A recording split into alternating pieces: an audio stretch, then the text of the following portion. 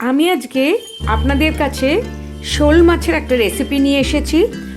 শোল এখনও কিন্তু চৈত্র মাস পড়েনি, আমরা জিওল মাছ খেতে পারি। সেই হিসাবে আপনারা শোল মাছ, আর এখন কিন্তু বাজারে আম উঠে গেছে, এই দিয়ে কিন্তু এরকম একটা রেসিপি বানিয়ে নিতে পারেন। চলুন তাহলে আমরা রেসিপিটা শুরু করছি। আমি পাঁচফোড়ন দিয়ে দিলাম, এই চাটুতে একটু পাঁচফোড়নটাকে ভেজে নিচ্ছি।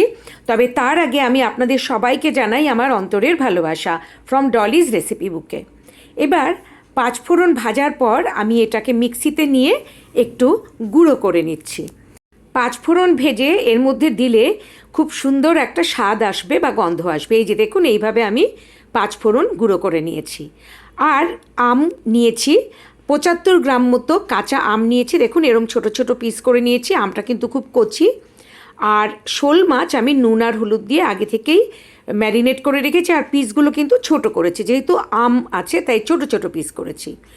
এবার এখানে আমি প্রায় 4 টেবিল স্পুন মতো সর্ষের তেল দিয়ে নিচ্ছি, কারণ মাছগুলো ভাজবো আর এই রান্নাটায় তেল একটু বেশি দিলে রান্নাটা খেতে ভালো হয়। তাই 4 টেবিল স্পুন সর্ষের তেল দিয়ে আমি তেলটা গরম করে নেব। এই রান্নাটা কিন্তু খুবই সুন্দর হয়, তাই আপনারা একবার এই রান্নাটা কিন্তু করে খেয়ে দেখতেই পারেন। এবার তেল গরম হয়ে এসছে, আমি কড়াই একটু ছড়িয়ে দিলাম, দিয়ে এখন মাছগুলো ছেড়ে ভেজে নেব।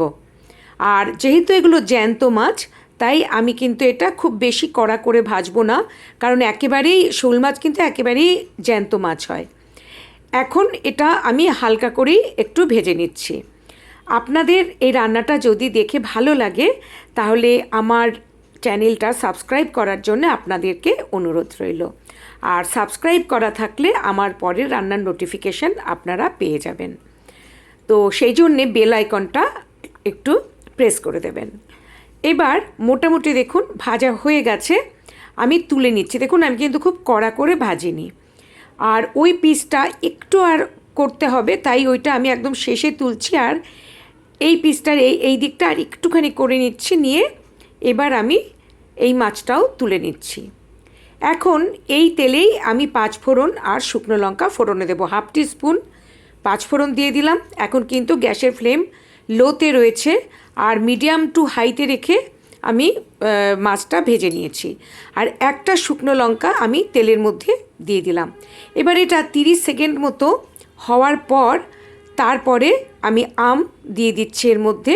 আমগুলো দিয়ে দিলাম, দিয়ে একটু নাড়াচাড়া করে মিশিয়ে নিচ্ছি সব কিছুর সাথে। তবে আগে আমি এখন এখানে লবণ দিয়ে নেব, কারণ লবণ দিলে আম তাড়াতাড়ি গলে যাবে। সেই জন্যে আমি এখানে আগে এখন স্বাদ মতো একটু লবণ দিয়ে নিচ্ছি।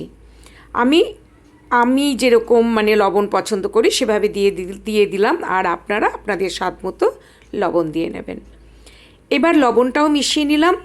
মিশিয়ে নিয়ে এখন এখানে আমি হাফ ইঞ্চি আদা আর 2টো কাঁচা লঙ্কা একসাথে পেস্ট করে রেখেছি, সেটা দিয়ে দিলাম। এই আদা আর কাঁচা লঙ্কার একসাথে যে গন্ধটা, এইটা কিন্তু আমের সাথে ভীষণ সুন্দর একটা স্বাদ আনবে। তাই এইটা দেওয়ার পর কিন্তু এর স্বাদই একদম অন্যরকম হয়ে যাবে। এই মশলাটা দিয়েও আমি একটু মিশিয়ে নিলাম। এখানে হাফ ইঞ্চি আদা আর 2টো কাঁচা লঙ্কা পেস্ট করা রয়েছে। এবার আমি হাফ টিস্পুন মতো হলুদ এখানে দিয়ে দিচ্ছি। দিয়ে এইবার আমি প্রায় 2 মিনিট ধরে লো টু মিডিয়ামে রেখে আমি এটাকে ভালো করে কষিয়ে নেব, যাতে আমগুলো বেশ ভালো করে গলে যায়। ততক্ষণ পর্যন্ত আমি এটা মেশাতে থাকব। আপনাদের আমার এই রান্নাটা দেখে ভালো লাগলে একটা লাইক করার জন্য অনুরোধ রইল, আর সকলের কাছে আপনাদের নিজেদের লোকের কাছে শেয়ার করার জন্য অনুরোধ রইল। এবার আমি ভাজা মাছগুলো দিয়ে দিলাম, দিয়ে আরও 1 মিনিট আমি লো টু মিডিয়ামে রেখেই এটাকে ভালো করে রান্না করে নেব। আর যদি আপনাদের এই রান্নাটা সম্পর্কে কিছু বলার থাকে তাহলে আমাকে কিন্তু কমেন্ট করে জানাতে পারেন। এবার সামান্য একটু জল আমি এখানে দিয়ে দিচ্ছি।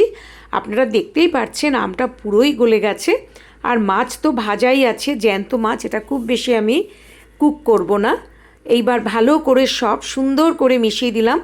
এখনও কিন্তু গ্যাসের ফ্লেম লোতে আছে। আর এখন এখানে আমি গুড় দিয়ে দেব, তবে আপনারা চাইলে কিন্তু চিনি ব্যবহার করতে পারেন। আমি চিনিটা সবসময় অ্যাভয়েড করার চেষ্টা করি। আমি সবসময় একটু হেলথের কথা ভেবেই রান্নাবান্না করি। এবার এখানে আমি 2 টিস্পুন মতো, মানে আরেকটু বেশি, এটা আমি টিস্পুন করে দিলাম ঠিকই, কিন্তু অনেকটা করেই রয়েছে। এটা কিন্তু দেখে নিতে হবে যেমন মিষ্টি পছন্দ করেন, আর আম কতটা টক হবে তার উপরেও কিন্তু মিষ্টি দেওয়া নির্ভর করে। আমি পরে দেখে নিয়ে আরও মিষ্টি যদি লাগে দেখে নিচ্ছি, তাহলে আরেকটু দেবো, না লাগলে দেবো না। গুড়টা খুব ভালো করে মিশিয়ে দিলাম, তবে আর একটু মিষ্টি, মানে আরও 1 চামচ ওইভাবে মিষ্টি মানে গুড় আমি দিয়ে দিলাম। দিয়ে ভালো করে নেড়ে চেড়ে এবার আমি মিডিয়াম টু হাই ফ্লেমে রেখে 1 মিনিট মতো এটা রান্না করে নিচ্ছি।